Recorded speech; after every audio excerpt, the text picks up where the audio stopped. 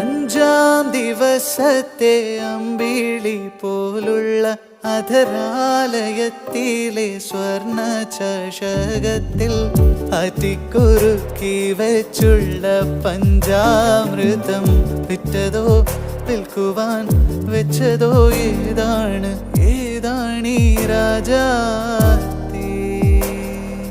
മനസ്സിൻ്റെ ഉള്ളിൽ നിന്നൊളിയുന്ന മാണിക്യ മണിമുത്ത് രാജാത്തീ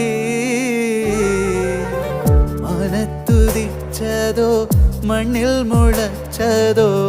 ഏതാണീ രാജാത്തീ ഏതാണീ രാജാത്തീ